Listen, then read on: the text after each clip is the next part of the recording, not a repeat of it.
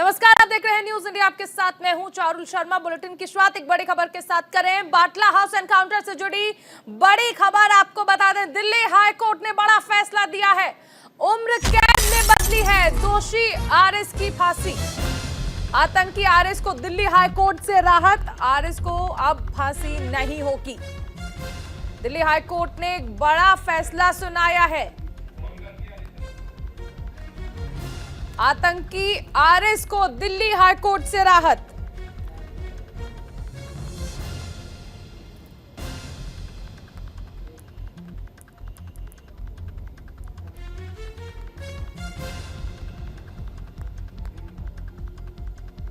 तो आतंकी आरएस को यह बड़ी राहत मिली है दिल्ली हाई कोर्ट से।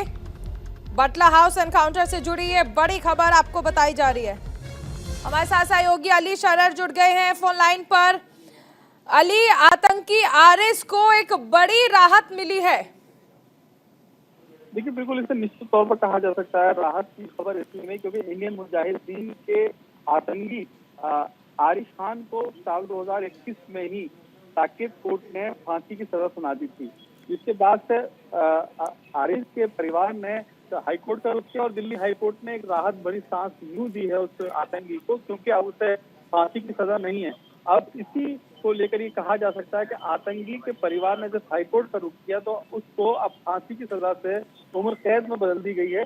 और ये आज का फैसला सुनाया गया क्योंकि 18 अगस्त को ये पूरा मामला सुरक्षित रख लिया गया था। दोनों तरफ की बहस सुनने के बाद ही कोर्ट ने फैसला सुरक्षित रखा। तो आज दिल्ली हाईकोर्ट ने फैसला सुनाते हुए साफ कहा है कि अली ये भी समझना चाहेंगे कि कोर्ट में ऐसी क्या दलीलें हुई, क्योंकि हमें याद है कि जिस दौरान ये मुठभेड़ हुई थी दिल्ली पुलिस के इंस्पेक्टर मोहन शर्मा जी को हमने खो दिया था।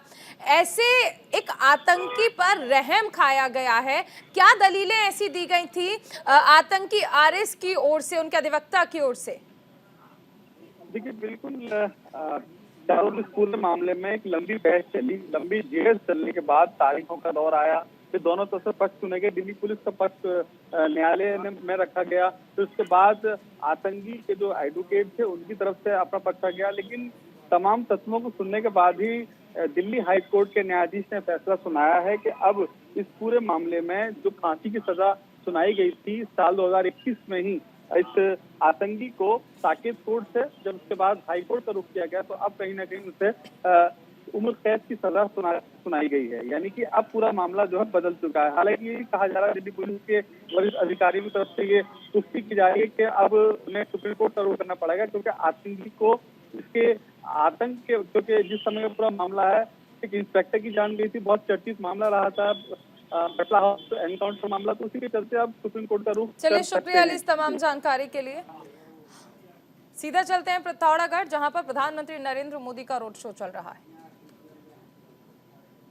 प्रधानमंत्री नरेंद्र मोदी देखिए पिथौरागढ़ पहुंचे हुए हैं। मुख्यमंत्री पुष्कर सिंह धामी उनका स्वागत कर रही हैं स्टेज पर, और इससे पहले उन्होंने आदि कैलाश के दर्शन किए, पूजा अर्चना की।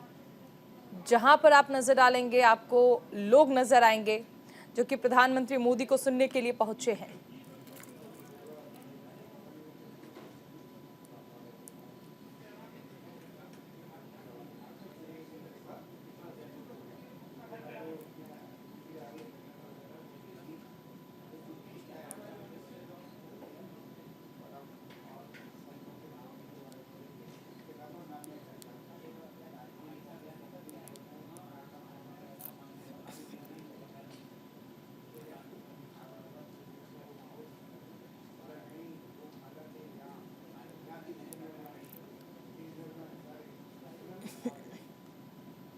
प्रेरणा लेकर माननीय मुख्यमंत्री जी द्वारा जन संवाद आधारित गवर्नेंस मॉडल हेतु बोधिसत्व विचार श्रृंखला का आयोजन किया जा रहा है।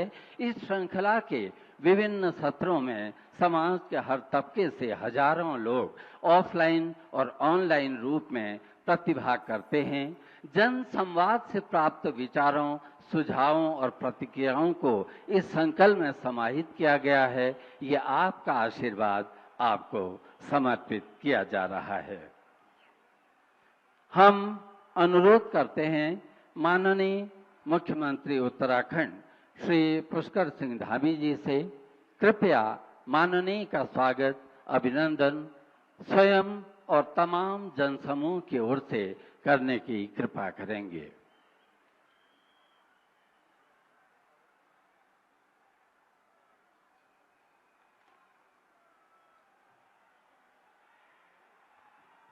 भारत माता की, भारत माता की।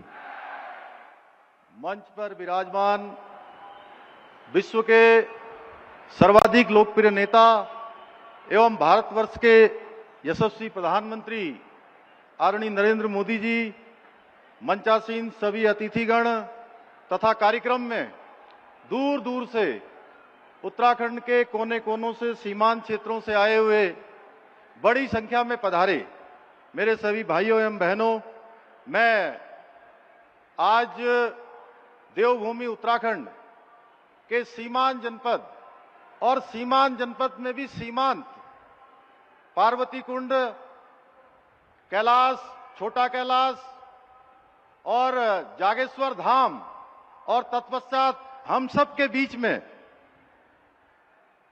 माननीय प्रधानमंत्री जी के उपस्थित होने पर सोर घाटी पिथौरागढ़ में दो अंतर्राष्ट्रीय सीमाओं से लगे हुए इस जनपद में आप सबकी तरफ से देवभूमि उत्तराखंड के 1.25 करोड़ भाई बहनों की ओर से हार्दिक स्वागत एवं अभिनंदन करता हूं। आज प्रातःकाल से जिस प्रकार से माननीय प्रधानमंत्री जी का हमारे राज्य में आगमन हुआ और जिस प्रकार से लोगों ने आज ऐसा लग रहा है कि पिथौरागढ़ पहुंचते पहुंचते शायद ही कोई घरों पर अपने हो, सारे की सारी माताएं, बहनें, बड़े बुजुर्ग, छोटे छोटे बच्चे सारे माननीय प्रधानमंत्री जी का स्वागत करने के लिए सड़कों पर, और बुजुर्ग माताएं उनको अपना आशीष देने के लिए सड़कों पर खड़ी थी। मैं आदरणीय प्रधानमंत्री जी, आपके उत्तराखंड पधारने पर आज देवभूमि का बच्चा बच्चा बस यही कह रहा है कि हे राष्ट्र संत, हे शिखर पुरुष, हे भारत भूमि के गौरवपूत, हे विश्व मुनि, हे दिव्य मूर्ति, स्वागत है, अभिनंदन है, हे राष्ट्र ऋषि, स्वागत है, अभिनंदन है, हे राष्ट्र ऋषि। आदरणीय प्रधानमंत्री जी, जिस प्रकार से आपके प्रधानमंत्री बनने के बाद 2014 के बाद केदारखंड में आज विकास की गंगा बही है, हर प्रकार से आज केदारखंड विकसित हुआ है, पौराणिक स्थलों का विकास हुआ है, उसी प्रकार आज आपकी मानसखंड की यात्रा जो आज आदि कैलाश से प्रारंभ हुई है, निश्चित रूप से इस यात्रा से इस संपूर्ण क्षेत्र को विकास निश्चित रूप से पहुंचेगा, आज का लाभ मिलेगा। आदरणीय भाइयों बहनों, मैं बहुत ज्यादा न कहते हुए, क्योंकि आप सब लोग आदरणीय प्रधानमंत्री जी को सुनने के लिए आए हैं, लेकिन कुछ बातें जो आज आदरणीय प्रधानमंत्री जी के नेतृत्व में आज जिस प्रकार से हमारे देश की प्रगति हुई है, आज भारत जिस प्रकार से विश्व गुरु के पद पर आरूढ़ होने के लिए आगे बढ़ रहा है, पूरी दुनिया के अंदर भारत का मान सम्मान और स्वाभिमान और पहचान बढ़ी है। भाइयों बहनों, आज जहां एक और आंतरिक सुरक्षा मजबूत हुई है, वहीं विश्व में भारत का मान सम्मान भी बढ़ा है। चाहे अगर हम पिछली घटनाओं को याद करें, चाहे रूस यूक्रेन युद्ध का मामला हो, इस युद्ध के समय भारत के द्वारा जो कूटनीतिक परिपक्वता दिखाई गई, या अभी अभी जो संपन्न हुआ G20 का सम्मेलन, उस G20 के सम्मेलन में मैं आप सबकी तरफ से आदरणीय प्रधानमंत्री जी का आभार व्यक्त करना चाहता हूं कि हमारे राज्य में भी एक नहीं, दो नहीं, तीन G20 की समिट हमको भी आयोजित करने का अवसर आपने प्रदान किया। और इतना ही नहीं, जिस प्रकार से दिल्ली घोषणा पत्र पर सहमति हुई, जिस प्रकार से आज संपूर्ण दुनिया के अंदर, मैं पिछले दिनों आपसे ही आपका मार्गदर्शन लेकर उत्तराखंड के अंदर निवेश आए, इसके लिए मैं इंग्लैंड की यात्रा पर गया था। वहां मुझे विभिन्न इंग्लैंड सरकार के मंत्रियों से मिलने का अवसर प्रदान हुआ। तो जब वो G20 की चर्चा कर रहे थे और आपके नेतृत्व की बात कर रहे थे, तो मेरा सीना तो फूल ही रहा था। निश्चित रूप से मैं कह सकता हूं कि आपने जिस प्रकार से G20 के कारण पूरे भारत का सामर्थ्य, पूरे भारत की संस्कृति को दुनिया को दिखाने का काम किया है। 140 करोड़ भारतवासियों का सीना और मस्तक ऊंचा करने का काम आपने किया है। भाइयों बहनों, पिछले 9 वर्षों में हर भारतवासी के मन में देश के प्रति एक समर्पण का भाव जागृत हुआ है। सेना और सैनिकों की बात की। चलिए आगे बढ़ते, एक बड़ी खबर मध्य प्रदेश में कांग्रेस नेता प्रियंका गांधी ने हुंकार भरी है।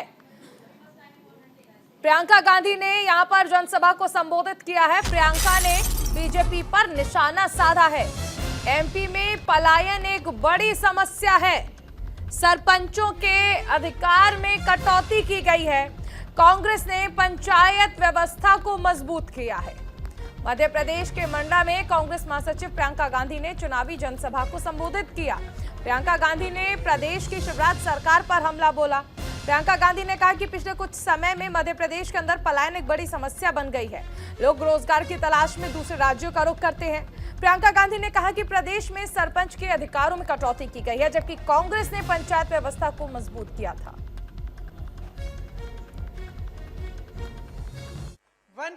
तो जितने भी अधिकार कांग्रेस ने आपको दिए और जो जो काम आपकी मजबूती के लिए किए, जब भाजपा आई तो एक एक करके ये अधिकार आपसे छीने गए। आज सरपंचों को के अधिकार में कटौती है, आप सब जानते होंगे। मनरेगा को लागू ही नहीं किया, पलायन और बढ़ गया है क्योंकि गांव में रोजगार नहीं मिल रहा है। आपकी जमीनें छीनी जा रही हैं, आपको उपज के सही दाम नहीं मिलते। आप विरोध करते हैं, प्रदर्शन करते हैं तो आपके ऊपर गोलियां बरसाई जाती हैं। वन का अधिकार ही खत्म कर दिया। कमलनाथ जी ने आपको पट्टे दिए थे, आपको याद होगा उस 15 महीनों के सरकार में उन्होंने आपको पट्टे दिलवाए और ये काम भी इन्होंने रोक दिया है भाजपा ने। तो देखिए, आपका जो समाज है, मेरी बहनें बैठी हुई हैं, आपका जो समाज है इसके साथ बहुत अत्याचार हुआ है।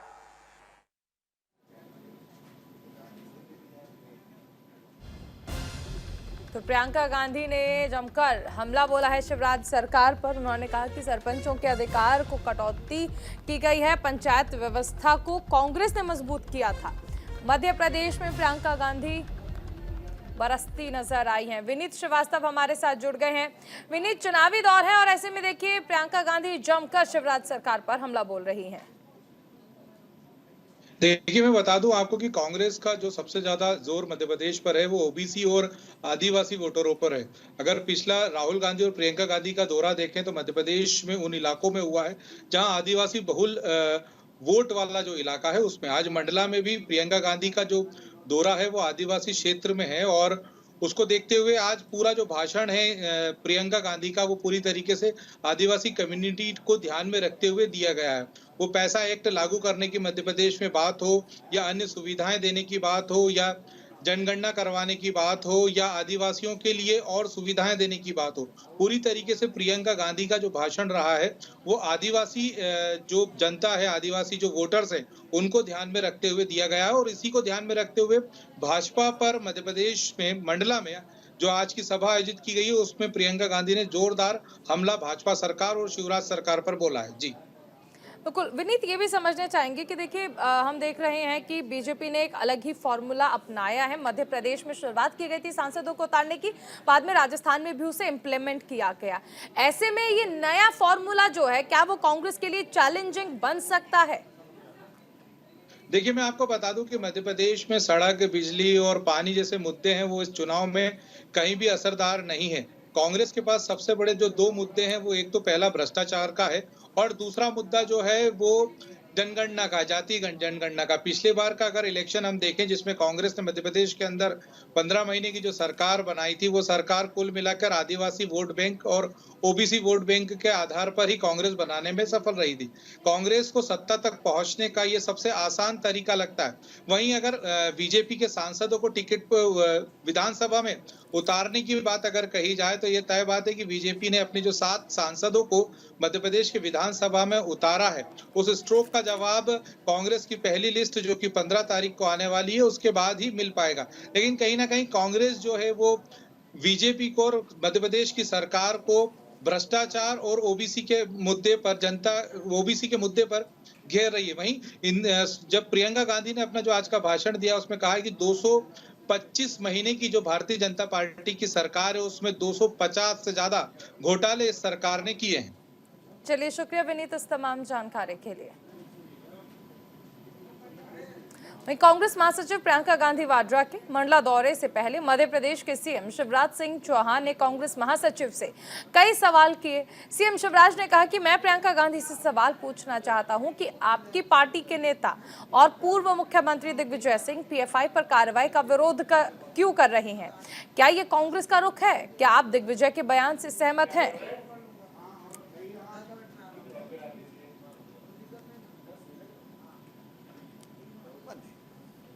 मैं प्रियंका जी से सवाल पूछना चाहता हूं। आपकी पार्टी के नेता पूर्व मुख्यमंत्री दिग्विजय सिंह पीएफआई पर कार्रवाई का विरोध कर रहे हैं। पीएफआई टेरर फंडिंग करती है, आतंकवादी गतिविधियों में लिप्त है, बैन लगा हुआ है, देश की दुश्मन है, और उस पर कार्रवाई अगर होती है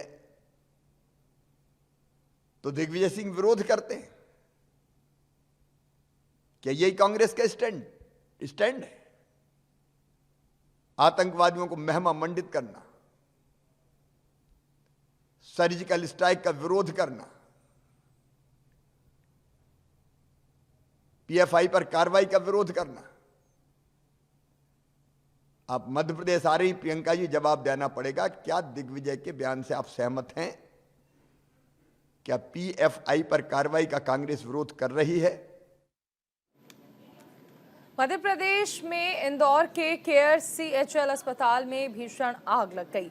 आग लगने से बड़ा हादसा हो गया। आग की वजह से अस्पताल में भारी नुकसान की बात सामने आई है। सूचना मिलने के बाद मौके पर पहुंची दमकल विभाग की गाड़ियों ने भीषण आग पर काबू पाया। अस्पताल में आग लगने के कारणों की जांच की जा रही है।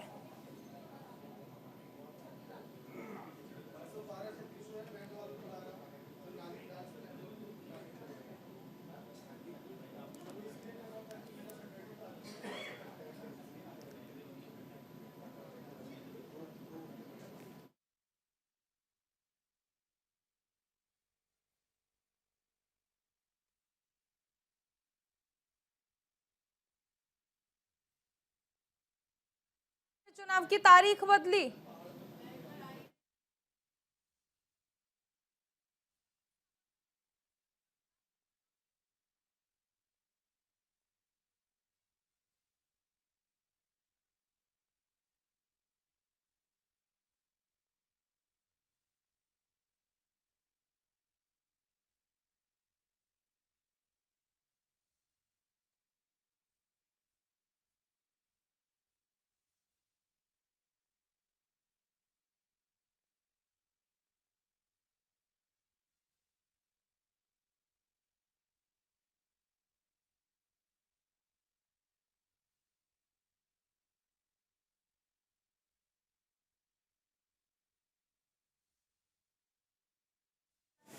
राजस्थान में विधानसभा चुनाव की तारीख बदल गई है। 23 की जगह 25 नवंबर को चुनाव होंगे। 3 दिसंबर को नतीजे घोषित किए जाएंगे। चुनाव आयोग ने राजस्थान चुनाव की तारीख में बदलाव कर दिया है। पहले 23 नवंबर को वोटिंग की तारीख तय की गई थी और अब इसे बदल दिया गया है। 25 नवंबर को वोटिंग होगी। तारीख बदलने को लेकर अलग अलग संगठन की तरफ से मांग की जा रही थी, क्योंकि 23 तारीख को देव उठान एकादशी है और ऐसे में उस दिन बड़ी संख्या में शादियां होंगी। बीजेपी सांसद राज्यवर्धन सिंह राठौर ने कहा कि हर राजनीतिक पार्टी चाहेगी कि मतदान ज्यादा से ज्यादा हो। शादी के बीच, तैयारियों के बीच समय निकालकर मतदान करना मुश्किल होगा। इससे कोई फर्क नहीं पड़ता। भारतीय जनता पार्टी की ही सरकार बनेगी और अगर वोट का टाइम 1-2 दिन का बढ़ गया है तो उससे भारतीय जनता पार्टी सहित और दलों को भी मौका मिलेगा, लेकिन बीजेपी प्रचंड बहुमत से जीतेगी। बहुत अच्छी बात है। देखिए, मतदान ज़्यादा से ज़्यादा हो, ये तो इलेक्शन कमीशन चाहता है और हर पॉलिटिकल पार्टी यही चाहेगी। उसके अंदर अगर उस दिन कोई त्यौहार आ रहा हो या फिर जैसे इस 23 को सावा इतना महत्वपूर्ण था कि उसमें शादियां ही शादियां हो रही थी, तो लोगों के लिए और मुश्किल हो जाता अलग से समय निकाल के। वो शादी की तैयारी होती है, बहुत बहुत चीज़ें उसमें होती हैं, तो बहुत बढ़िया निर्णय है, मैं इस निर्णय का स्वागत करता हूँ। इलेक्शन कमीशन ने संज्ञान में लिया है और एकादशी एक बहुत बड़ा पर्व है, हम सभी शुभ कार्यों की शुरुआत करते हैं उस दिन से, तो 2 दिन आगे बढ़ने से अच्छा है। वोटिंग परसेंटेज पे भी असर होगा, वोटर्स ज़्यादा निकलेंगे। जब कोई त्यौहार होता है तो निश्चित रूप से वोटिंग पे असर पड़ता है। कांग्रेस पार्टी 23 होता तो भी स्वागत था, 27 है तो भी स्वागत है। हम लोग रण में जा चुके हैं, अपनी तैयारी के साथ अपना काम कर रहे हैं, हमारे लोग अपनी तैयारी कर रहे हैं। लोकतंत्र को मजबूत करने के लिए इलेक्शन कमीशन का भी मानना है कि ज़्यादा से ज़्यादा मतदान हो। तो इस कड़ी में चुनाव आयोग ने तत्परता से निर्णय लिया और मेरी चिट्ठी जाने के 4 घंटे के अंदर अंदर ये निर्णय लेकर करके हमने उस चिट्ठी में कहा या तो आप 2 दिन आगे रख दीजिए या 2 दिन पहले रख दीजिए। तो उन्होंने 2 दिन आगे जो है 23 नवंबर को नहीं होकर के अब मतदान जो है वो 25 नवंबर को होगा। तो इसमें किसी को परेशानी नहीं होगी और मेरा मानना है कि करोड़ों की संख्या में मतदान बढ़ेगा, नहीं तो मतदान घटता। और सच्चे मायने में हम उसको लोकतंत्र नहीं कह सकते। कई लोग मतदान से वंचित होते, करोड़ों की संख्या में लोग मतदान से वंचित होते, तो ये लोकतंत्र के लिए ठीक भी नहीं था। तो मैं धन्यवाद देता हूँ चुनाव आयोग को भी, तो उन्होंने तत्परता से ये निर्णय लिया और जो लोग मतदान करना चाहते हैं अब उनको मतदान का मौका मिलेगा और वो 25 नवंबर को राजस्थान में मतदान कर पाएंगे। सहयोगी छवि अवस्थी जुड़ गई हैं इस बड़ी खबर पर हमारे साथ। छवि, चुनाव आयोग ने चुनाव की तारीख बदल दी है। बिल्कुल, निश्चित रूप से काफी मांग भी की जा रही थी। खुद कई नेताओं के जरिए पत्र भी लिखा गया था, पीपी चौधरी ने खुद पत्र लिखा था। उसके अलावा जब तारीख बदल दी गई है अब उसका स्वागत किया जा रहा है इस फैसले का, क्योंकि देखिए बेसिकली समझने की बात ये है क्योंकि देवउठनी एकादशी है उस दिन, और राजस्थान की बात करें तो प्रदेश भर में 50,000 से ज्यादा शादियां होनी थी। पर शादी अगर आंकड़ा लगाया जाए तो 100 लोगों का भी आंकड़ा लगाया जाए तो लगभग 6 लाख लोग ऐसे थे जो अपनी जगह से दूसरी जगह पे उस समय होते। ऐसे में साफ तौर पर जो मतदान प्रतिशत है उस पर बहुत ज्यादा प्रभाव पड़ता और ये दोनों ही पार्टियों के लिए हितकारी नहीं था, इसीलिए लगातार मांग की जा रही थी। अब जब ये फैसला आ चुका है उसके बाद चाहे राज्यवर्धन राठौड़ हो, उसके अलावा राजेंद्र राठौड़ हो, पीपी चौधरी हो या फिर कांग्रेस से प्रताप सिंह खाचरियावास, सभी नेताओं ने इस फैसले का स्वागत किया है। और नेताओं को भी हटा दे, नेताओं के अलावा भी देखें तो कर्मचारी संगठनों ने इसका स्वागत किया है। जो रोडवेज कर्मचारी हैं उन्होंने इसका स्वागत किया है, क्योंकि कहीं ना कहीं उनके ऊपर भी डबल लोड होता और जिनके घरों में खुद के शादियां हैं वो चुनाव की वजह से, क्योंकि चुनाव में ड्यूटी लगती है, ऐसे में वो कहीं ना कहीं कश्मकश में फंस जाते। तो इसी को ध्यान में रखते हुए समझ सकते हैं कि ना सिर्फ नेताओं ने बल्कि जो सरकारी कर्मचारी हैं या फिर जो अन्य कर्मचारी हैं जो चुनावों से संबंधित होते हैं और जो खुद मतदान करने वाले लोग हैं, सभी ने इस फैसले का स्वागत किया है। शुक्रिया छवि इस तमाम जानकारी के लिए।